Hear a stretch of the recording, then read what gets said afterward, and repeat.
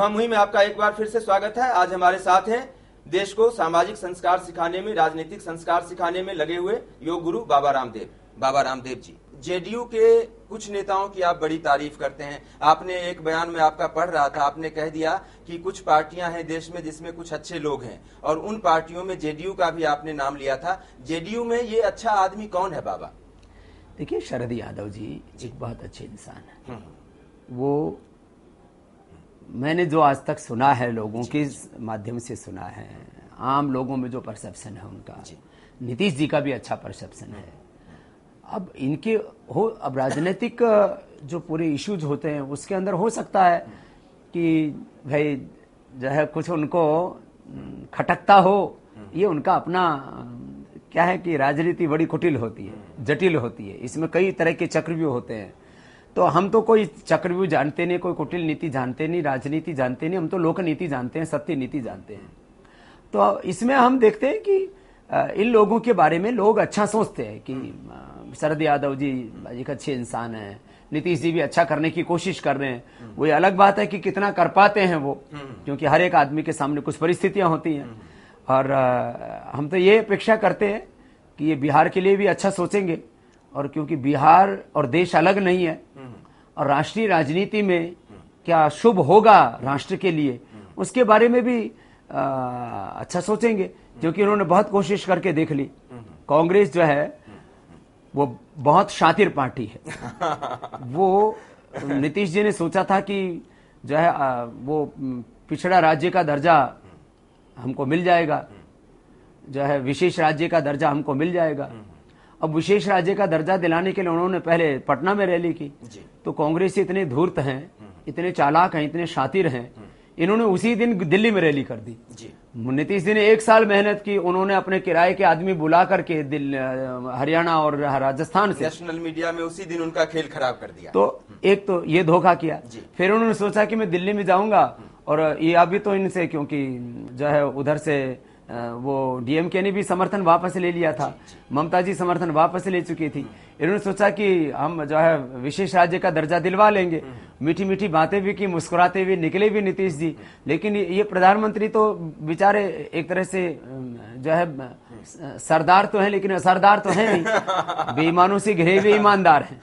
अब बेईमानों से घिरे हुए ईमानदार आदमी से आप क्या अपेक्षा कर सकते हैं? उन्होंने जो है इनको भी थोड़ा सा मीठी गोली दे दी कि हम कुछ करेंगे।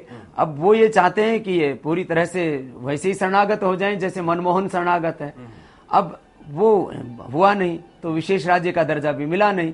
तो मुझे ऐसा लगता है कि विशेष राज्य का दर्जा बिहार को मिलना ही चाहिए। मैं उसका पक्षधर हूँ, जी जी जी बिल्कुल, गैर राजनीतिक होते हुए भी, क्योंकि बिहार के लोगों से मुझे हमदर्दी इसलिए है कि राष्ट्र के निर्माण में बिहार का और बिहारियों का बहुत बड़ा योगदान है। बिल्कुल बिल्कुल। और यहाँ के लोगों के पास में यदि संसाधन कम है मान लीजिए, तो वो देश की समृद्धि को बढ़ाने में बड़ा योगदान दे रहे हैं। और यहाँ के लोगों के जीवन में यदि खुशहाली आती है और राष्ट्र में जो समृद्धि आ रही है उसका कुछ हिस्सा ही बिहार में आता है, तो इसमें दिक्कत क्या है?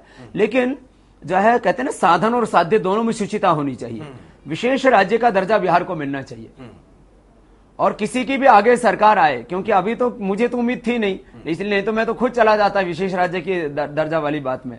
तो अगली जो भी सरकार आएगी, विशेष राज्य का दर्जा दिलाने की बात में हम नीतीश जी के साथ में होंगे, क्योंकि उससे कुछ उम्मीदें होंगी। ये जब तक कांग्रेस रहेगी, कांग्रेस तो मतलब इस देश के लिए मतलब एक तरह से सबसे बड़ा खतरा बन चुकी है, क्योंकि वो जन विरोधी है, वो राष्ट्र विरोधी है, वो कुलघाती है, वो आत्मघाती और राष्ट्रघाती पार्टी है। तो आप नीतीश जी के साथ होंगे, लेकिन आप खुद कह रहे हैं कि नीतीश जी कांग्रेस का साथ लेने के लिए लालायित हैं, जो कुलघाती, आत्मघाती, राष्ट्रघाती पार्टी है।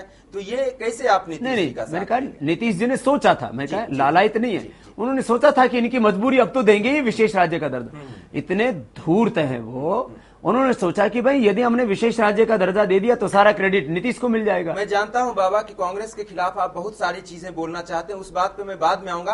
पहले इस प्रसंग को खत्म कर लेते हैं। आपने कहा शरद यादव अच्छे आदमी, नीतीश कुमार भी अच्छे आदमी है। शरद यादव ज्यादा अच्छे आदमी आपको लगते हैं या नीतीश कुमार ज्यादा अच्छे लगते हैं? देखो ऐसा है, ऐसे दो व्यक्तियों के अंदर तुलना करना हमारी संस्कृति में अच्छा नहीं माना जाता। किसी भी जो है गुरु से पूछो कि उसका ये शिष्य अच्छा है कि वो शिष्य अच्छा है, किसी बेटे से पूछो कि तुम्हारा बाप अच्छा है कि तुम्हारी माँ अच्छी है तो ऐसा अब इंटरव्यू करते समय हम कहें कि अभिरंजन अच्छा है कि कैमरे वाला अच्छा है, तो कैमरे वाले को बुरा बता दिया तो तुम्हारी शकल ही बिगाड़ देगा।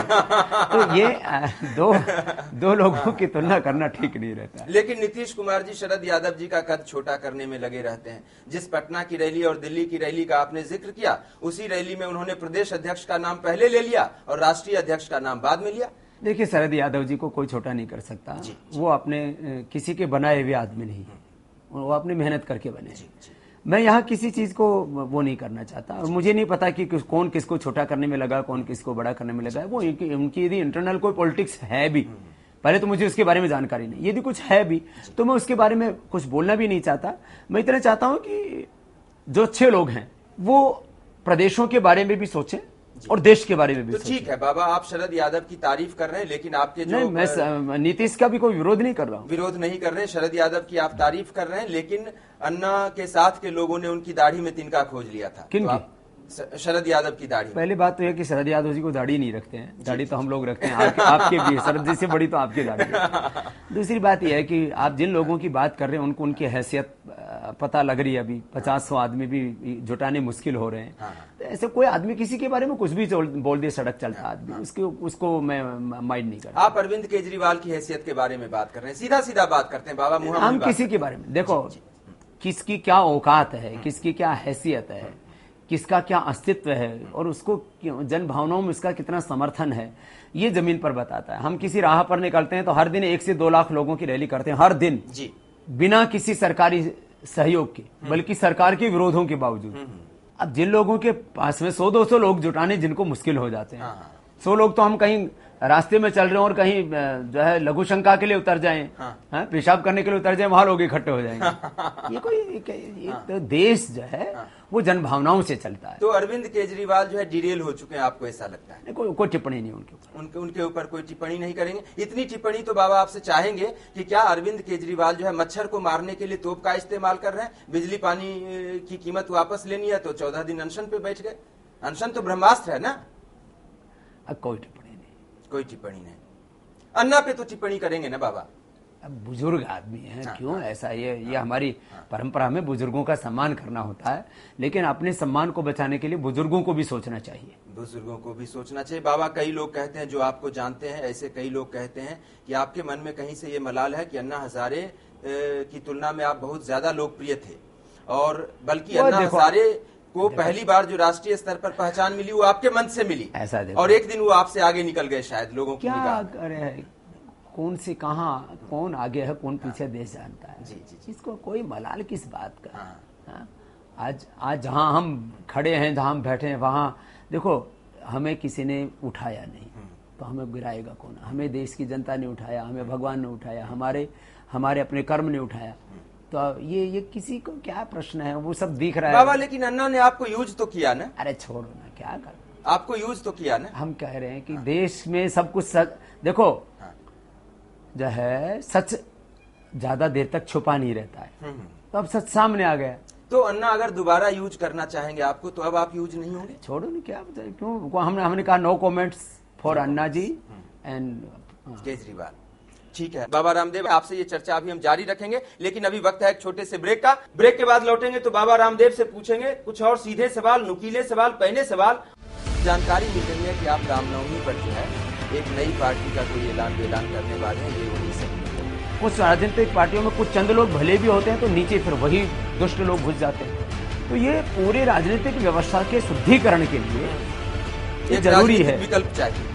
वो राजनीतिक विकल्प का स्वरूप क्या होना चाहिए, ये अभी जो है एक अंडर प्रोसेसिंग जो है प्रक्रिया है, लेकिन कुछ शुभ होना चाहिए देश के लिए। तो पॉलिटिकल पार्टी चाहे आप बनाए न बनाए, लेकिन आप जो है अपने कैंडिडेट खड़े करेंगे, या आप उन कैंडिडेट्स को अपना समर्थन और संरक्षण देंगे, राजनीतिक संरक्षण देंगे? हाँ, होगा ऐसा होगा, और वो कम से कम 300 सीटों पर होगा। 300 से ज्यादा पर होगा। 300 तो जीतने का लक्ष्य है, 400-450 पर मेहनत की जाएगी तभी बात सफल होगी, और उसमें हम खुद जाएंगे एक कॉन्स्टिट्यूंसी। बाबा आप योगी आदमी है, साधारण आदमी ऐसे नाक पकड़ता है, आप नाक को पीछे से हाथ ले जाकर पकड़ रहे हैं। नरेंद्र मोदी का समर्थन मतलब बीजेपी का समर्थन नहीं हुआ क्या? क्या ये आप कुछ भी निहितार्थ निकालिए, सोनिया गांधी ससुराल का माल जो है अपने मायके ले जा रही है और राहुल गांधी से भी आपको बड़ी समस्या है। 42 साल होगी, 42 साल में शादी नहीं करता, या तो उनको कोई लड़की पसंद नहीं करती, कि कोई शरीर में खामी हो गया तो या तो हमारी तरह से बाबा जी बन जाए। बाबा रामदेव ने की बड़ी बड़ी बातें। प्रधानमंत्री कहते हैं राहुल बाबू जब आएंगे तब हम कुर्सी छोड़ देंगे। इस देश के प्रधानमंत्री ने देश के लोकतांत्रिक पदों की गरिमा खत्म कर दी। तो मनमोहन सिंह की दुर्बलता का योग में भी कोई इलाज नहीं ना, ये दुर्योग चल रहा है। मैंने तय कर लिया है कम से कम 10-15 इनके जो कैबिनेट मिनिस्टर हैं उनको तो मैं खुद जाकर के